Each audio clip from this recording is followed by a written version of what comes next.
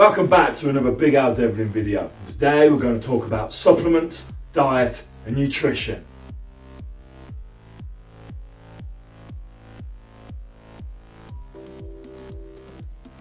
Alright guys, welcome back to another Big Al Devlin video, and today what we're going to be doing is starting a discussion on our new series here on my channel about diet and nutrition. And I want to start off on what I feel is the most important topic about, or one of the most important topics about diet and nutrition, being of course carbohydrates. What they are, how you should have them, and what they're used for. Now the reason why I believe this is one of the most important topics is due to a variety of different reasons really. First of all, carbohydrates are your body's primary fuel source for energy. Without carbohydrates, you simply cannot function. You cannot go to the gym, you cannot train, you cannot work out, but not only just that, you simply cannot be. Your brain itself is one of the primary users of carbohydrates, and without it in your system, without carbohydrates in your diet, your mood and your ability to think will be all over the place, and you simply will not be able to function as the person that you are and should be. Now when we look at carbohydrates, there are a lot of different types of carbohydrates out there. Without really boring you with the science, I'll mention a few. But let's first of all look at what carbohydrates are. That's a big fancy term, carbohydrates. A lot of people hear it and don't really know what it means. Basically, carbohydrate is just a fancy word for sugar. Now, as a result, the really important feature to take away, or the understanding of carbohydrates to take away, is that really there are two types of carbohydrates. There are simple sugars, and there are complex sugars, or simple carbohydrates, or complex carbohydrates. And all these two terms, or two broad categories, mean is that simple sugars are sugars that get into your body, into your bloodstream, very, very quickly. They can get into your system within 10 minutes if they're particularly small and easy to digest. Whereas the bulkier, complex carbohydrates or complex sugars are very hard for your body to digest. It takes it a lot of time, it takes a lot of effort to break it down into smaller pieces that it can then use. And so these big, bulky carbohydrates are the carbohydrates that I mentioned earlier that get into your body slowly, but for a long period of time, providing you with a small amount of energy, but for a much more prolonged period of time. Now, as a result, complex carbohydrates are a fantastic energy source because they supply us with energy throughout the entire day, or through a significant proportion of the day. And they do so in a manner that doesn't spike our insulin. Okay, whenever we eat sugar, whenever we eat carbohydrates, our body produces insulin to take that sugar out of the blood and to store it somewhere else within our body. However, the amount of insulin released depends on the peak, or how fast that sugar gets into our system. So if we get sugar into our system very quickly, i.e. we drink a sugary drink, for example, or an energy drink full of sugars, then the sugar in that drink will get into our system almost immediately. And it will get in there very fast and make a very, very high peak sugar concentration in our blood, essentially. And when that happens, the insulin responds in a very similar way. If we get lots of sugars in our system very quickly, insulin is released very, very quickly and in a very high amount. This is what can cause a resistance to your own insulin, which is essentially diabetes. Now, when we eat complex carbohydrates, however, the insulin spike, that is how much insulin is released in a very short period of time, is not that high at all. In fact, it's just like how the sugars are getting into us, a very small amount over a long period of time. It's exactly the same how the insulin is released. It's released in small amounts, but over a longer period of time. As a result, the peak, or the spike, is very, very low. And so the chances of getting diabetes from eating complex carbohydrates is almost minimal, if not zero. However, that's not to say that simple sugars aren't important also. They do have a role within our diet. We do need to consume them. Now, the reason why simple carbohydrates are very important to us is, well, they become more important to us when we are physically exercising a lot, and particularly important to bodybuilders, weightlifters, or sprinters, for example. Basically, anyone who's doing very short, intense exercises where the body is put under significant pressure, but for a very short period of time. It's during these kind of exercises that the body's demand for carbohydrates goes through the roof, and the body simply cannot keep up. As a result, the metabolism that your body undergoes at this point is anaerobic in nature. This is why this is called anaerobic respiration, anaerobic exercises, because the body, the muscles of the body, are forced to work so hard that they start to burn the carbohydrates at a faster rate in which they can be supplied with them. And as such, after we finish our workouts, we can, if we don't replace those carbohydrates very quickly, that window of replenishment essentially, then we can feel very down, very flat, very tired, and we may not be able to train the day after because our body simply cannot recover very quickly. However, if you are to get carbohydrates roughly within a 20-minute window after having done this exercise and depleted your body of carbohydrates in such a way, then you can avoid that down, that flat, that lethargic feeling you can sometimes get from these kind of workouts and exercises. And so this is where simple sugars come in. You must take simple sugars immediately after a workout, within 20 minutes of having finished your workout, because if you don't, as I say, that window of opportunity, that window of replenishment is gone, and it will then take you a day or two to be able to do it through other ways or other manners. The reason for this is when we exercise, our metabolism changes, and so the body is literally trying to suck up as much energy as possible, as many sugars as possible. And so, this metabolism, it shuts down after a certain period of time, say roughly 20 minutes. And so if we miss that window of opportunity, our body simply will not take those sugars in as efficiently as it otherwise might. But it's also important to take our simple sugars in at this period of time because, of course, because our body is literally almost like a hoover for carbohydrates, it's sucking up all the carbohydrates, all the sugars. It prevents those insulin peaks that we see before being in a harmful manner, at least anyway. So this is the healthy time in which you can consume simple sugars without any real worries or detrimental effects to your health. In fact, as I say, it's beneficial because what it does, it replaces something called glycogen within your muscles at this point in time. What is glycogen? Well, glycogen is itself a sugar. It's a sugar that you find in a lot of animal meats, especially the red meats like steak. It's a way that animals are able to store sugars directly within their muscles themselves. Now, the reason this exists for animals and humans is glycogen allows our muscles to continue exercise during anaerobic conditions. So like I said before, when we do short bursts, when we train our muscles in such a way that it can no longer be supplied with energy quick enough to the rate at which it's burning it, it's the glycogen in our muscles that allows us to undergo anaerobic respiration without getting fatigued in that very period of time.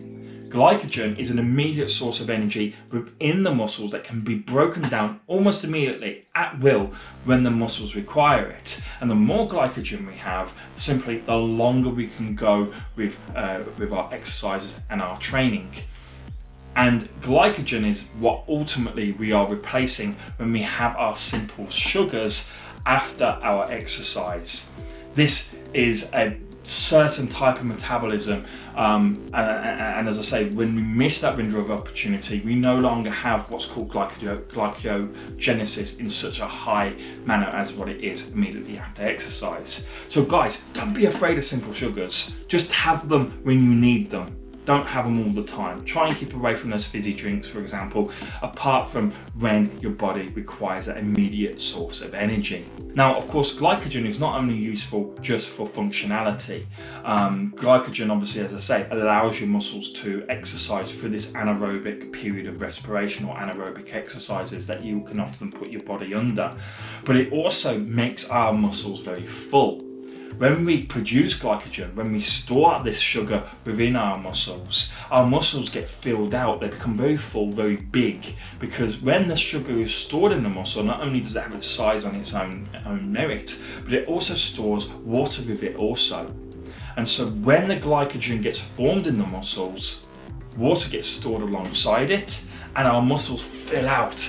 And that's why a lot of powerlifters, for example, and a lot of strongmen look so big and so powerful, because they have their glycogen stores to a much greater degree than perhaps a bodybuilder who has depleted them to some degree with their diet. However, of course, good bodybuilders will lose their body fat, they will lose their water whilst maintaining their glycogen stores to maintain maximum size and muscle also, of course. Now, regards the sciencey bit of carbohydrates, I don't want to bore you too much, but as I said before, there are simple carbohydrates or simple sugars and complex sugars or complex carbohydrates. Now, these are broad terms which don't really have any scientific merit, so to speak. So for those of you who want to go into more depth, let's do that now, okay? What are simple sugars and what are complex sugars? Well, simple sugars are things that have a very high glycemic index. This is a scientific ratio that can, or a figure that can be given to a sugar, and literally tells you how quickly that sugar gets into your system. The higher the figure, or higher the glycemic index, the faster the sugar gets into your system, the lower, the slower it gets. And you'd be surprised, you can check this on the internet, you can go on Google and check anything that you're eating for their glycemic index, okay? And you'll be surprised at certain foods, for example, at what their glycemic index is. Foods like ice cream, for example, foods that you think are unhealthy and thus must have a high glycemic index, actually don't. They have a very, very low glycemic index, because the primary source of energy in foods such as ice cream is not sugar, but actually fat, and fat is a very slowly digested food. Whereas, for example, the sticky rice that you get in Chinese or Thai restaurants, for example, this white rice essentially, actually has a very high glycemic index. This is something that literally is absorbed very, very, very quickly, and so actually is kind of worse for diabetes than ice cream in that sense. Now, when we look at carbohydrates in more detail, as I say, there are also three further categories we can categorize them into. Monosaccharides, for example, are sugars such as glucose and fructose, fructose being fruit sugar. So fruit, for example, if you're trying to avoid simple sugars, is actually not that good for you. Now, I am of the mentality of that fruit is very healthy. It's got a lot of vitamins, it's got a lot of minerals, it's full of natural waters, for example. And yes, fructose does have a very high glycemic index. It does get into your system very, very quickly, but you would have to eat a hell of a lot of fruit for it to cause you issue. And if you want something sweet in your diet, fruit is far better a source of simple sugars than a chocolate bar, for example. You then have oligosaccharides. Oligosaccharides are a little bit bulkier than the monosaccharides, okay? So their glycemic index is quite a bit lower than the monosaccharides. And a lot of the sort of sugars that you find listed in this is sucrose. Sucrose is table sugar. Okay, so table sugar is not as refined as pure glucose, but it's not too far off, okay? And on top of that, you also have lactose. Lactose is milk sugar, okay? So when you drink milk, there's a lot of lactose in milk, and this is one of the primary sources of the calories within milk also. You then have polysaccharides. Polysaccharides are found both in plants and also animal products, okay? Within plants, they're starch. So things like potatoes contain a lot of starch, which is a form of polysaccharide. This is a very bulky carbohydrate that gets released slowly over time. okay? So it has very, very low glycemic index. You then also have glycogen itself, that, as I say, is found in animal products. It's found within the muscles, essentially, of animals. So things like steaks, pork chops, for example, these will contain glycogen, which is an animal polysaccharide and a good source of complex carbohydrates, although there's not a lot of it in there, okay? So I would always try to seek plant-based polysaccharides because that you can get them in much greater quantities.